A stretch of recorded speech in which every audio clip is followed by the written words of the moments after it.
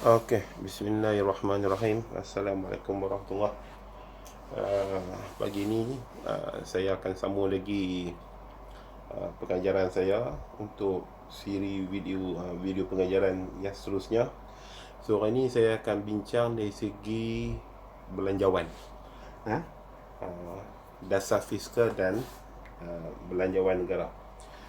Okey. Baik, secara umumnya belanjawan negara ni adalah sebelum tu kita ingat balik apa yang kita bincang sebelum ni. Secara umumnya kerajaan mempunyai tiga dasar utama. Tiga dasar utama dalam campur dalam pasaran lah. Okey. Kerajaan ada tiga dasar utama. Okey, yang pertama dasar fiskal, yang kedua dasar kewangan, yang ketiga dasar kawalan langsung. Okey, ini adalah tiga dasar utama.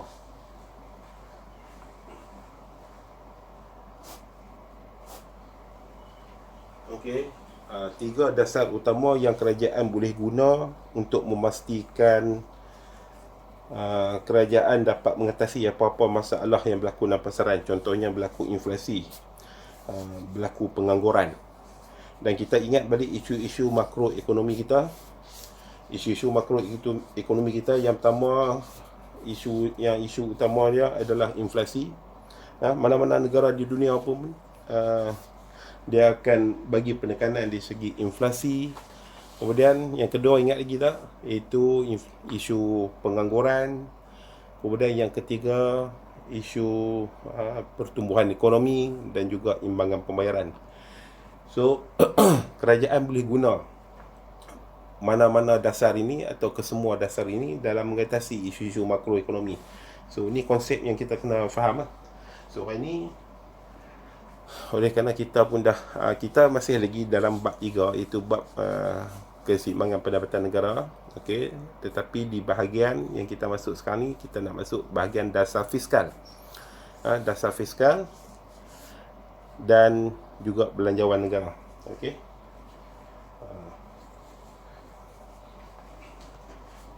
So dasar fiskal ni secara umumnya, kalau yang kita bincang yang sebelum-sebelum ni, kalau awak masih ingat, saya selalu sebut antara alat utama dalam dasar fiskal ni ialah iaitu perbelanjaan kerajaan dan juga cukai. Sama ada kerajaan nak menggunakan salah satu instrumen yang ada ataupun kedua-duanya sekali. Okay. Jadi dasar fiskal ni maksudnya langkah-langkah kerajaan melalui perubahan perbelanjaan kerajaan, maksudnya G lah, dan juga perubahan dari segi cukai untuk menstabilkan atau mengatasi apa-apa masalah ekonomi yang pada ketika itu kerajaan hadapi. Contohnya, katalah kerajaan mengalami masalah, sekarang ni kerajaan mengalami masalah inflasi contohnya, kan? Maka kerajaan kita nak gunakan dasar fiskal. Bila nak guna dasar fiskal, alat apa yang kita akan guna? Kita akan guna cukai, kita akan guna perbelanjaan kerajaan. Jadi alat itu nak buat macam mana? Yang mana naik, yang mana turun? Okay, sekarang ni kita akan lihat. Okey, sekarang ni kita bincang dari segi dasar fiskal. Saya padam ni.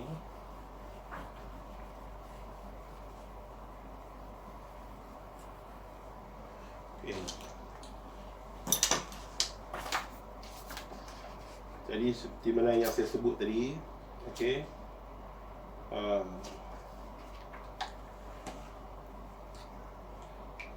secara umumnya dasar fiskal ni kerajaan akan menggunakan, saya guna A,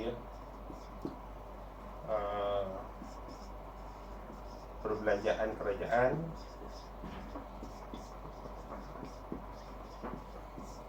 Kita kenali sebagai G. Dan yang kedua B, itu cukai. Dikenali sebagai T. Kita simbolkan dia ni tu. Okey. Sekarang ni isu dia yang utama. Katalah sekarang ni kita bagi satu situasi di mana kerajaan mengalami masalah masalah inflasi contohnya. Okey. Kita tengok, kita bagi satu situasi. Ingatlah kita sekarang ni kita bincang dalam dasar fiskal, bukan dasar kewangan, bukan dasar kawalan langsung. Tu kena jelas tu. Okay. Kita bincang dasar fiskal. Okey. Dan ada dua alat utama, itu G dan T. Sekarang ni, katalah sekarang ni kerajaan mengalami masalah, ataupun bukan mengalami masalah, maksudnya kerajaan fokus kepada mengatasi masalah inflasi. Okey.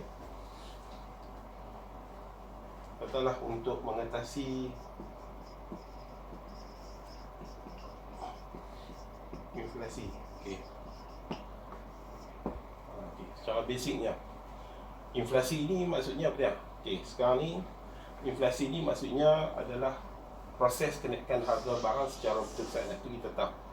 Maksudnya berlaku kenaikan harga barang secara berterusan dalam pasaran kita. Maksudnya harga barang meningkat. So sekarang ni kita andaikan inflasi yang berlaku ni disebab jenis inflasi yang berlaku ni adalah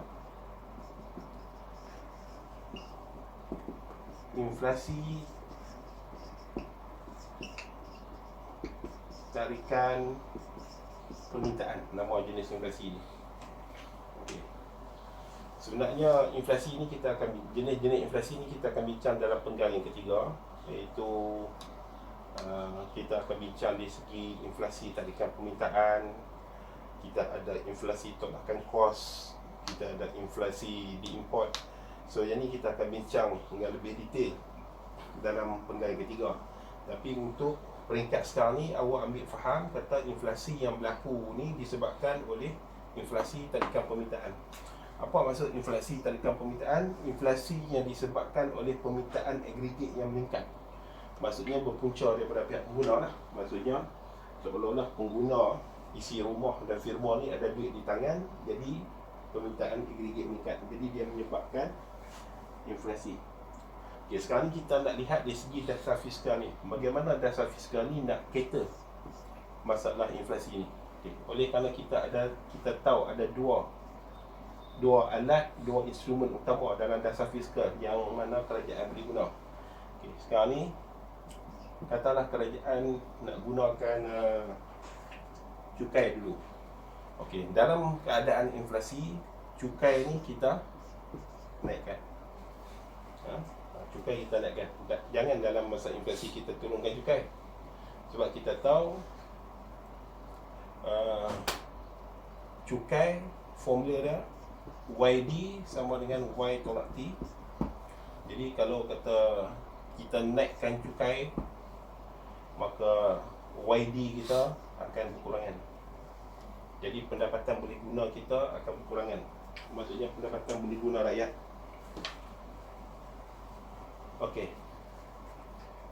Jangan masa inflasi kita turunkan cukai. Masa inflasi kita kena naikkan cukai. Okey, ini alat pertama yang kerajaan akan guna. Kemudian yang kedua dari segi perbelanjaan kerajaan, iaitu G. Okey, G maksudnya pada masa ni kita kena kurangkan G. Kita kena kurangkan G. G ni maksudnya perbelanjaan kerajaan. Perbelanjaan kerajaan secara umumnya kita dah bincang sama ada perbelanjaan mengurus atau perbelanjaan pembangunan.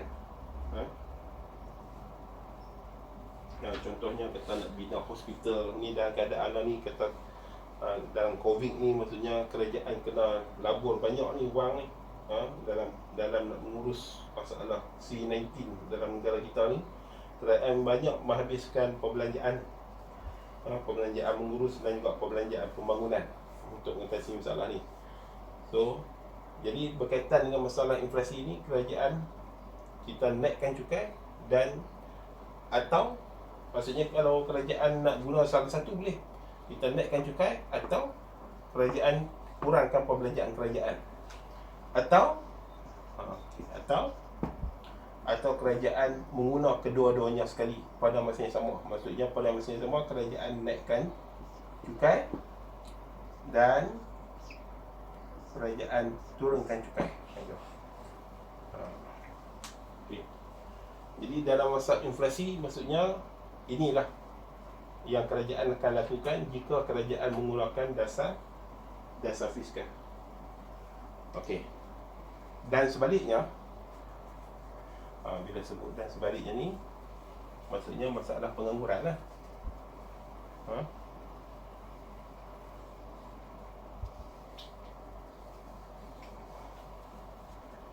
Okay.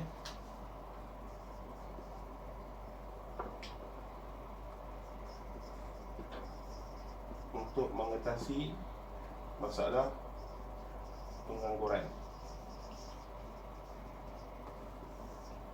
Okey. Kita ambil struktur sama juga. Okey. Kerajaan tetap menggunakan dasar fiskal. Okey, yang pertama, cukai, masalah pengangguran kita kurangkan. Masalah pengangguran ni maksudnya apa? Maksudnya rakyat Malaysia yang kita kata layak sebagai tenaga buruh tu sedang mencari pekerjaan tetapi tak jumpa pekerjaan. So yang tu kita panggil pengangguran. Jadi masa pengangguran ni kerajaan tak boleh naikkan cukai, dia kena turunkan cukai. Kemudian yang kedua, perbelanjaan kerajaan kita kena naikkan supaya berlaku kita kata pertumbuhan ekonomi, nak merancangkan aktiviti ekonomi dalam negara, kerajaan kena buatkan. Okey. Kemudian yang ni kira atau lah ni. Maksudnya sama ada kerajaan nak turunkan cukai atau nak naikkan perbelanjaan kerajaan atau kedua-duanya sekali. Maksudnya pada masa yang sama kerajaan turunkan cukai dan kerajaan akan tingkatkan perbelanjaan kerajaan. Yang ni kena jelas. Jangan masa pengangguran kita naikkan cukai untuk rakyat pula, nanti terbeban pula. Sebab pada ketika ni, contoh macam sekarang ni C19. C19 ni apa yang berlaku lah ni, banyak sektor-sektor tertentu yang terjejas. Contohnya yang paling utama sektor pelancongan. Kita kata sektor pelancongan, sektor perhotelan. Banyak staf yang diberhentikan kerja, diberi cuti tanpa gaji, dibayar gaji separuh. Jadi pada masa ni kerajaan jangan duk naikkan cukai pula, dia kena turunkan cukai. Bila sebut cukai ni bermaksud, kita understood lah, maksudnya cukai ni dia ada dua. Kita ada cukai langsung, ni cukai tak langsung. So kita akan lihat selepas ni. Okey, jadi tadi isu inflasi, yang kedua isu pengangguran. Okey. Sekarang ni kita nak lihat bagaimana kerajaan nak menggunakan dasar fiskal tu untuk pertumbuhan ekonomi dalam negara. Okey.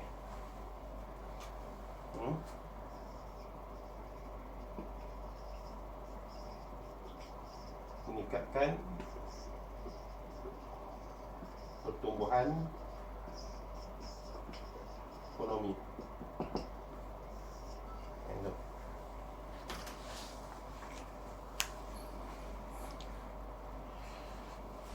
Okey, untuk meningkatkan pertumbuhan ekonomi dengan instrumen alat-alat yang ada dalam dasar fiskal, yang pertama dia lebih kurang dalam nak meningkatkan pertumbuhan ekonomi, jangan kita naikkan cukai pula. Kita nak rakyat atau firma ni buat perbelanjaan, merancangkan aktiviti ekonomi, maka dengan ini kerajaan kena turunkan cukai. Kemudian Dan yang kedua, dari segi perbelanjaan kerajaan, pada masa yang sama kerajaan tingkatkan perbelanjaan kerajaan, atau melaksanakan kedua-duanya sekali lah, ataupun turunkan cukai dan tingkatkan perbelanjaan kerajaan. So ini alat dasar fiskal yang kita akan apply, yang kerajaan akan apply dalam meningkatkan isu pertumbuhan ekonomi. Kemudian yang seterusnya,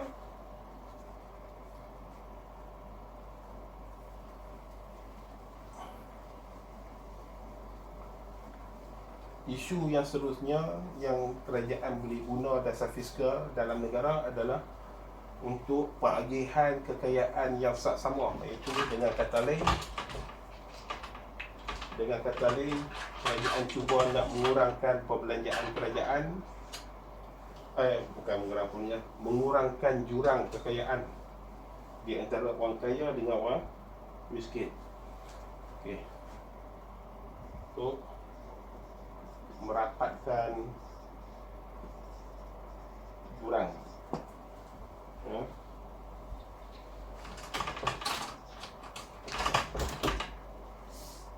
untuk merapatkan jurang kekayaan.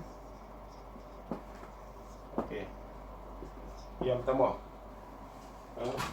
kalau dari segi kita kata cukai, kan, cukai ni kita tak boleh kena umum lah. Macam saya sebut tadi, cukai dia ada cukai langsung, cukai tak langsung. Cukai langsung ni maksudnya cukai yang dikenakan pada satu pihak, yang mana pihak tu dia tak boleh mengalihkan cukai itu kepada pihak lain. Contohnya cukai perseorangan. Katalah cukai itu atas nama saya, saya tak boleh alih kepada isteri saya pula, saya tak boleh alih kepada anak saya.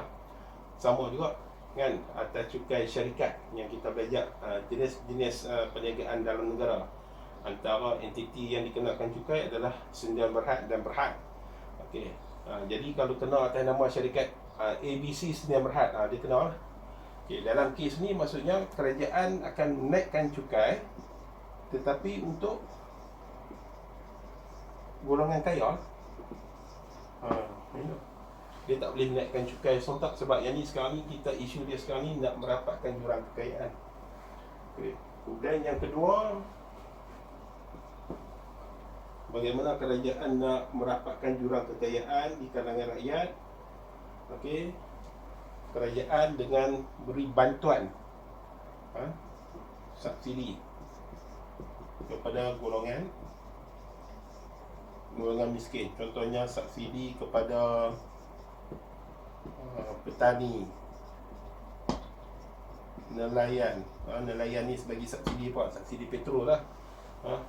Kos utama golongan nelayan ni yang pertama petrol lah, nak ke laut. Atau kedua-duanya serentak. Maksudnya naikkan cukai untuk golongan kaya dan subsidi untuk golongan miskin.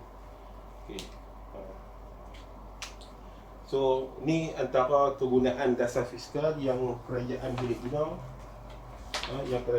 guna, untuk isu-isu yang tadi lah. Yang pertama isu inflasi, kemudian isu pengangguran, kemudian isu pertumbuhan ekonomi, kemudian yang ketiga nak merapatkan jurang kekayaan, dengan kata lain bahagian pendapatan yang agak sama di kalangan rakyat.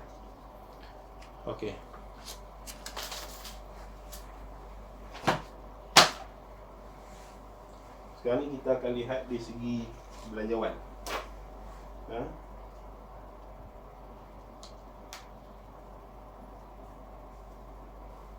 Saya padam ni dulu.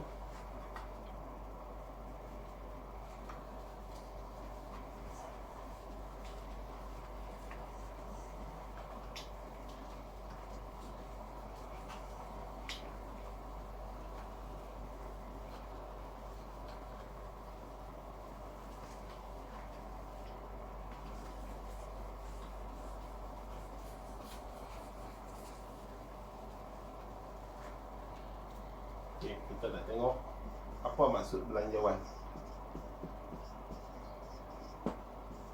Okey, belanjawan ni maksudnya adalah anggaran hasil dan juga anggaran perbelanjaan bagi sebuah negara pada satu tahun tertentu. Ya. Itu. Jadi anggaran hasil. Anggaran hasil dan juga anggaran perbelanjaan. Itu. Okey. Hasil ini kita boleh kategorikan kepada 3. Itu yang saya sebut tadi. Kita kata contoh, kita kata cukai langsung. Okey. Kemudian yang ketiga, cukai tak langsung. Cukai tak langsung ni contohnya macam dulu GST, sekarang ni SST, itu cukai tak langsung lah tu. Kemudian hasil bukan cukai. Hasil bukan cukai.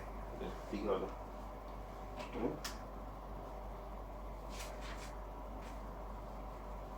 Dan perbelanjaan kerajaan ni terbagi pada 2 yang saya sebut tadi. Iaitu perbelanjaan mengurus dan juga perbelanjaan pembangunan. Perbelanjaan pembangunan contohnya bina hospital, bina jalan raya, bina sekolah, klinik-klinik desa, tu semua tu masuk di bawah perbelanjaan pembangunan. Okey. Inilah tugas kerajaan, sebab tu kerajaan ikuti tugas kat kita. Okey. Jadi segi strukturnya belanjawan ni macam tu. Okey.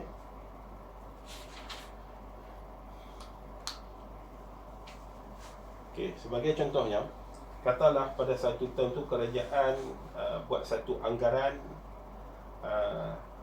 belanjawan untuk satu tahun dan anggaran hasilnya, okey, anggaran hasil lebih daripada anggaran perbelanjaan, maka yang tu kita kenali dia sebagai belanjawan lebihan. Belanjawan lebihan. Contohnya saya tulis kat sini sikit dah.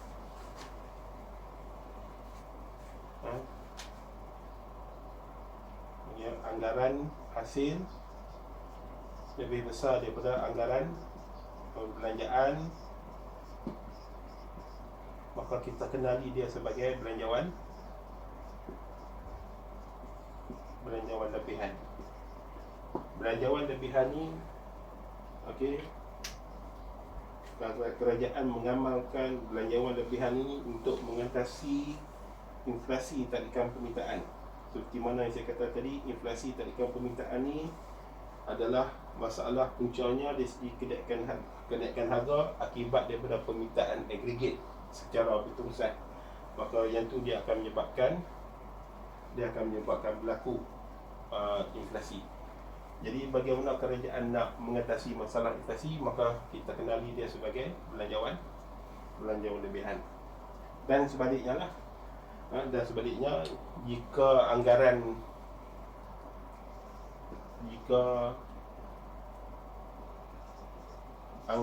hasil kurang daripada anggaran perbelanjaan, maka kita kenali dia sebagai belanjawan kurangan. Jangan disebut negatif lah. Belanjawan kurangan. Itu dia. Okay. Tak boleh baca lah.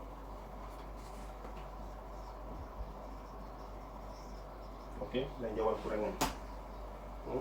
Dan belanjawan ini, okey, kerajaan mengamalkan belanjawan kurangan ini adalah untuk mengatasi masalah pengangguran kitaran. Pengangguran kitaran ni, sebenarnya pengangguran ni macam inflasi lah, dia macam-macam jenis. Kita ada pengangguran kitaran, kita ada pengangguran struktur ekonomi, kita ada pengangguran bermusim, kita ada pengangguran tersembunyi, kan? Kita ada pengangguran sementara. Jenis-jenis pengangguran ni kita akan lihat dengan lebih detail dalam penggal ketiga. Contohnya kita kata golongan nelayan, masa musim terhujung mereka akan jadi pengangguran lah. Kan, mereka kena cari satu pekerjaan yang lain pula, kan? Mungkin hasil tangkapan tu mereka boleh buat ikan kering dan jualan ikan kering tu hasil jualan ikan kering ni boleh dapat menampung kehidupan mereka pada masa musim tengkujuh, sebab masa tu nelayan tak boleh telur. Okey. Okey. So yang ni jika kerajaan mengamalkan dasar belanjawan kurangan, maksudnya kerajaan nak mengatasi masalah pengangguran yang disebabkan oleh pengangguran kitaran. Okey. Dan dalam hal ini, apabila berlaku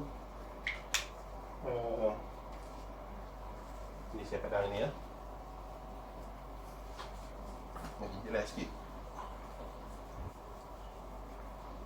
Apabila berlaku belanjawan kurangan, maksudnya dalam satu tahun tu belanjawan yang dianggarkan oleh kerajaan tu hasilnya kurang daripada perbelanjaan, maka kekurangan itu ditampung dengan hutang. Hutang kerajaan. Hutang ni nanti kita akan lihat selepas ni. Sama hutang ni biasalah hutang kerajaan. Hutang berlaku dalam negara, hutang dalam negeri, hutang luar negeri. Kita akan lihat. Okey.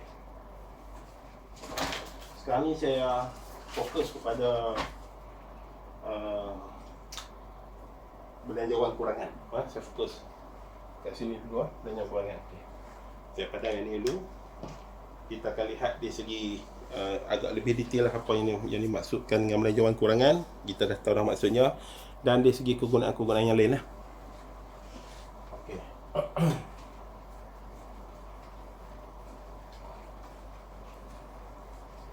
Nanti bila awak tengok video pengajaran ni pada masa yang sama, dia lebih baik awak baca dulu dalam bab belanjawan ni, kemudian tengok video pengajaran saya, kemudian tengok sekali lagi buku rujukan, baca sekali lagi untuk penjelasan yang lebih lanjut. Okey.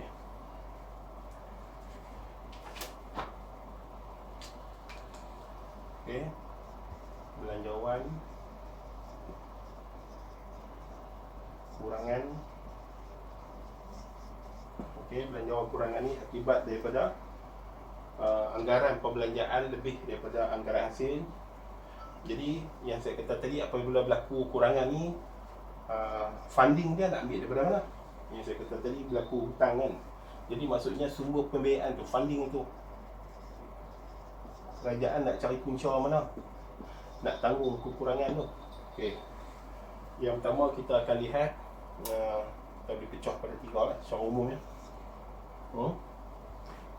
Yang pertama, hutang. Yang pertama sekali cari dekat anak-anak lah. Maksudnya hutang dalam negara, maksudnya pinjaman dalam negara. Dalam negara. Pinjaman dalam negara. Pinjaman dalam negara ni saya sebut je lah. Maksudnya kerajaan melalui bank pusat dia buat jualan bond kepada orang ramai atau kepada firma-firma. Tapi rasanya bond, kalau bond ni selalu dikeluarkan pada nilai yang tinggi, selalunya firma-firma lah. Kemudian pinjaman daripada institusi kewangan lah. Institusi kewangan ni awak jangan faham kata bank saja. Institusi kewangan ni kita belajar ni ada 2 kan. Institusi kewangan bank dan bukan bank. Contohnya yang paling utama dalam negara kita ni, kalau nak ambil cari dana, kita ambil KWSP ya. Maksudnya kerajaan buat sementara, dia akan pinjam daripada KWSP, Kumpulan Wang Simpanan Pekerja, yang bahasa Inggeris tu dia panggil EPF. Di situ duit kita ada bilik untuk pekerja-pekerja ni. Kemudian yang kedua adalah pinjaman luar negara. Pinjaman luar negara. Ini yang kita selalu dengar dalam berita-berita kan. Kita boleh pinjam daripada Bank Dunia. Kita kena tengok yang ni. Yang ni maksudnya kerajaan dia kena lihat dari segi berapa kadar bunga yang akan dikenakan, ataupun kadar bunga lah. Kalau luar negara takkan nak pakai syariah compliant kan. Nak sebut kadar keuntungan pun tak kena. Kadar bunga, kadar faedah. Ataupun IMF,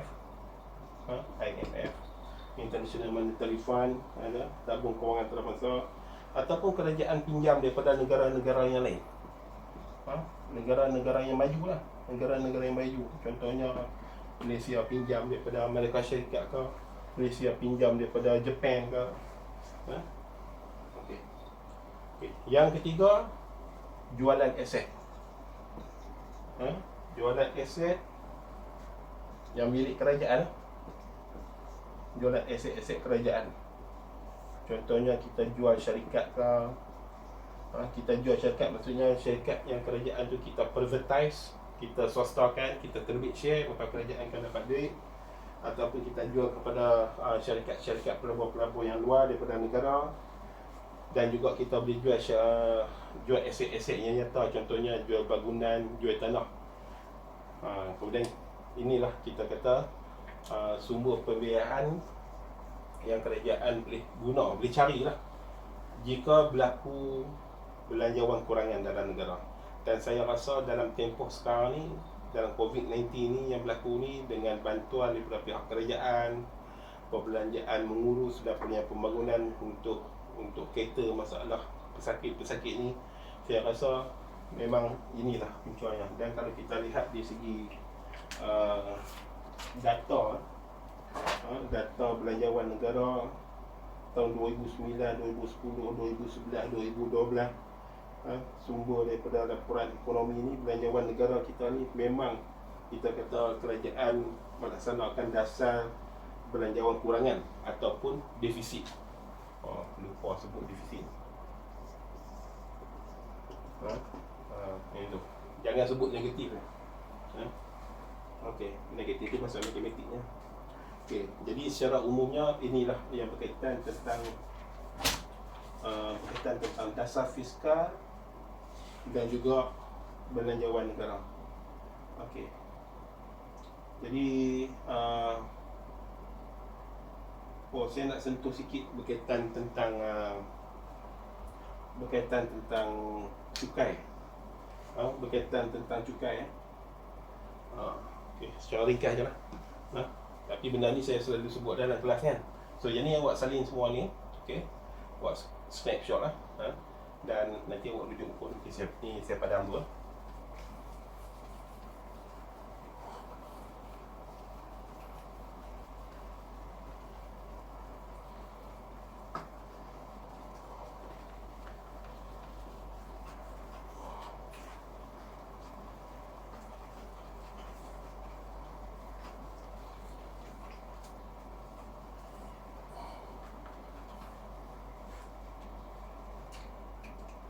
Okey, saya bagi dua lah. Yang pertama kita nak lihat di segi hasil cukai. Tadi kita kata tadi anggaran hasil itu terdiri daripada tiga kan, iaitu cukai langsung, cukai tak langsung, dan juga hasil bukan cukai kan. Sekarang kita tengok yang pertama, hasil. Okey, cukai langsung. Cukai langsung ni contohnya cukai perseorangan, yang saya sebut tadi. Cukai syarikat kepada syarikat-syarikat lah, contohnya ABC Sdn Bhd. Contoh lah, ABC Sdn Bhd. Kalau awak tengok ada papan tanda perniagaan yang macam ni, dikenal lah cukai. Kemudian kita ada cukai petroleum. Okay. Kemudian yang kedua, cukai tak langsung. Cukai tak langsung. Macam-macam cukai tak langsung ni. Kalau dulu ni GST, dia ganti dengan SST. Lepas tu cukai import, cukai jualan, cukai import, juga dikenali sebagai duty import, cukai ekspor, yang lain-lain lah. Kemudian hasil bukan cukai. Yang ketiga, hasil bukan cukai. Maksudnya hasil-hasil kerajaan selain pada dua ni. Selain pada dua ni, di luar pada dua ni, maka dia masuk kategori hasil bukan cukai. Okey. Contohnya kita kata lesen perniagaan. Lesen perniagaan lah. Ni kan. kemudian keuntungan syarikat kerajaan,